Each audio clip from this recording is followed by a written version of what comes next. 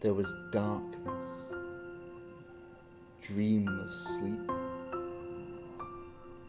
Then, all of a sudden, a brutal pain erupting in her head. Jess woke, eyes took in the interior of the room, drab and identical to any other. She tried to move her hands and legs, but they were tied with strong black tape. She struggled, but to no avail. The tape was so tight that her fingers had begun to go numb. With the loss of blood, she shifted her position and saw the others tied up around her. It was obvious that some of them were awake and some still unconscious. She scanned the room and saw no clone guarding them. Then she hesitated. How could she even know who was a clone? After all, Josh had tricked her for days, and anyone here could be a clone. It was a disturbing thought. Focus on escape, Jess, she told herself, looking around. She saw that there was a sharp, rusted nail sticking out of the wall. Gradually, she shifted over to the nail and prodded the tape into the cables.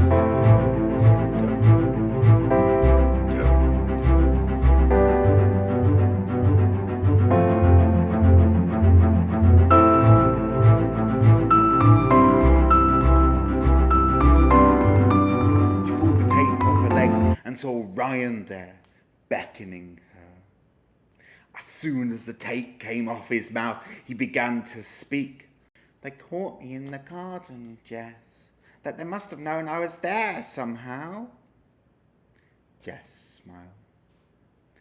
This must be the longest you've ever been without speaking or moving, Ryan, she joked. In unison, they moved to untie the other people in the group. Soon, the gang was back together. Aside from Morris and Joshua, who knew where they were.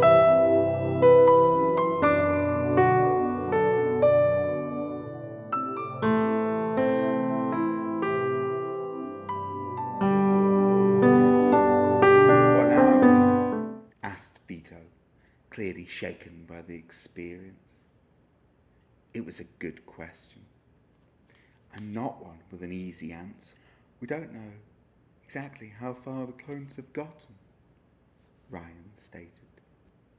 That's certainly one element of the problem. We also don't know what's behind that door, pointed out Vito. Okay, so we need to get as far away as possible, and hopefully somewhere that the clones haven't taken over, he assessed.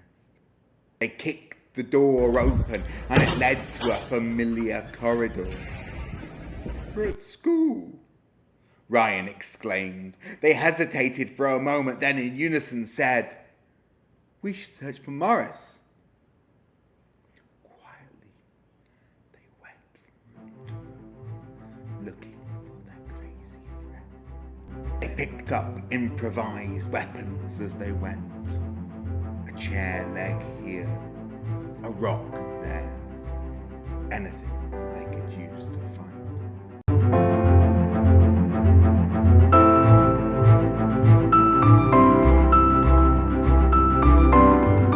Falling into one room, they interrupted Joshua using a computer quietly.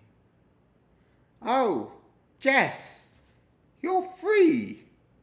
The clones captured me, but I escaped. How did you escape? Is there anybody else that escaped with you? Jess just stared. Embarrassed by his bungle, the clone smiled. Well, can't blame a clone for trying, can you? As it staggered towards Jess. Like a bear waiting for a fish, Jess stood brandishing her chair. I'm afraid this really does have to be her, she said as she brought the chair leg down hard. Silence and darkness. After she had beaten her opponent, Jess sat in silence. In that silence, she heard a muffled scuffle from the closet. Quietly and carefully, she gradually made her way to the closet. Inside, she found Morris tied up. She untied him and went through her standard routine for deciding who was a clone. Morris, the note I gave you. Oh yes, the clone sheet. Sorry I didn't have more time to explain it. Clones turned out to be a bit more independent than I had thought. I thought they could use to do chores for us, laundry and the like, but it turns out they wanted more freedom. Gradually, Jessie smiled. That certainly sounded like Morris. After they freed Morris, they debated what to do next. All the clones have a sort of off button, said Morris. Then switch them off, demanded Vito. I'm afraid I'll have to get to my lab first, and that's all the way in Xinhua, 15 kilometers away, admitted Morris. Typical. There always had to be some kind of problem. It looked like they'd have to go to Xinhua. They left school and picked up their bikes. At least they wouldn't have to walk there. As they cycled along, they were stalled by some people in the streets. Ryan turned his bike around to leave, but Jess prodded him and said, "We can't turn back now, Ryan. If they're close, they'll know we're not." So they rode on. "What are you doing?" one of the old ladies asked. One of the prisoners escaped, so we're looking.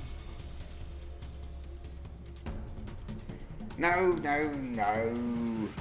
How did you master the riding thing? Asked another clone.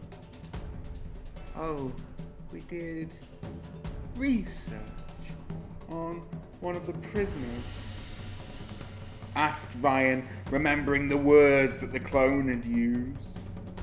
Oh yes, you can learn a lot from research, the younger clone said. Oh, okay, okay, see you then, said Vito, and off they rode. That was a close one, sighed Jess. They rode in unison down the hill towards Xinhua, seeing a few people as they went, but nothing qualifying as a problem. At last, they found the lab, but their hearts sank when they saw outside there were 20 clones guarding the entrance. There it is! Exclaimed Morris as he arrived at the lab. Well, we're sunk, moaned Vito. Wait, I have an idea.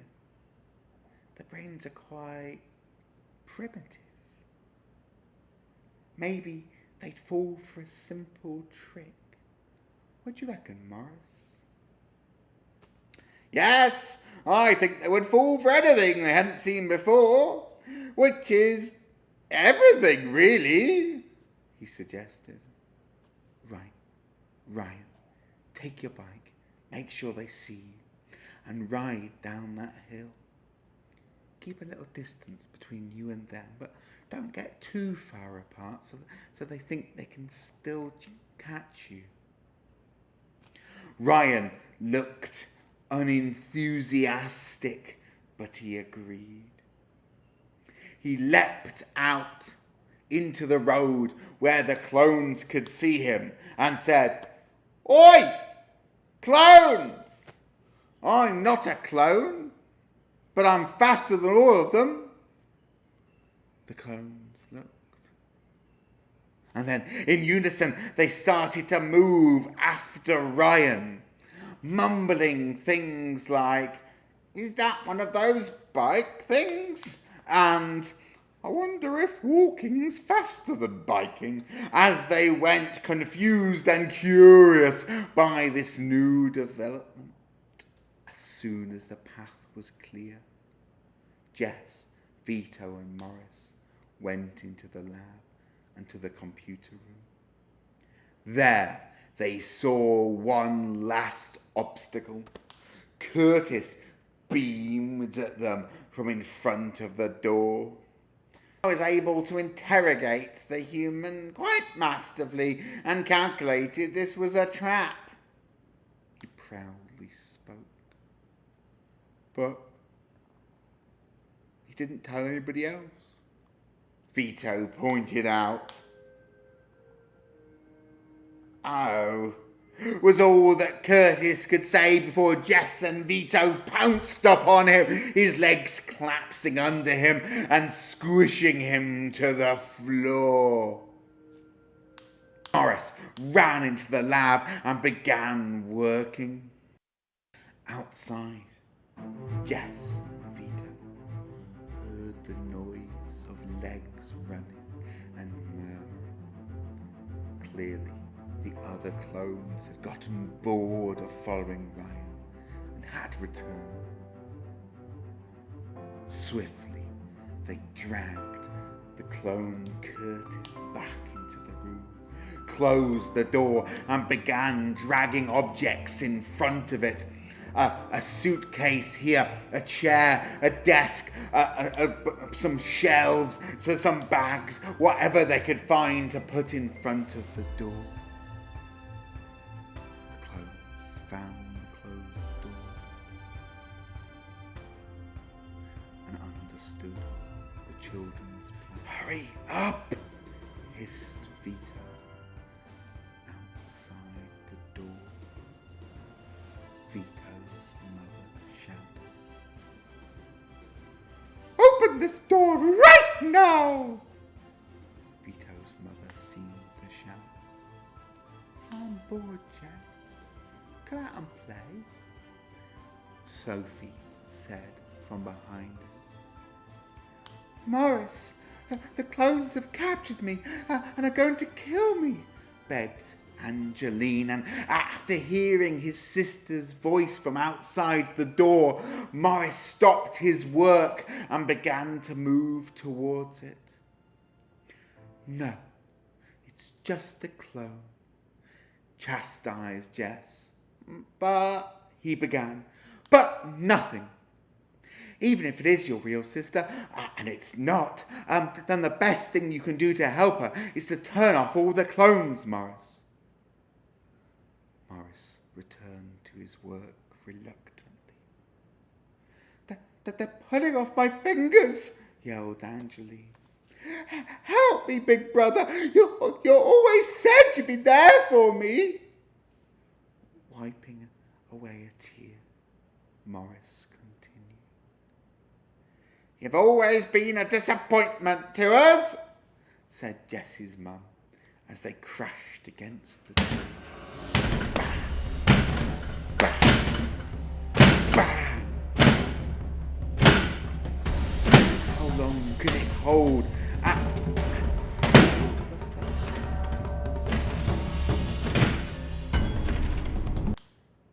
done, said Morris, triumphantly, and it was. In the following days, hundreds of people were freed from makeshift jails. They shared stories of how the clones had forced them to tell them about their day-to-day life and their secret knowledge. Some children were not so lucky, though. After thoroughly interrogating him, Curtis's clone had thrown Curtis to the tigers. Back in school, the children sat in class, happy to be bored in math class once again. I have a science experiment that will make all our lives easier, whispered Morris, in a Morris whisper, which wasn't a whisper altogether at all. Maybe wait a little while, said Jim.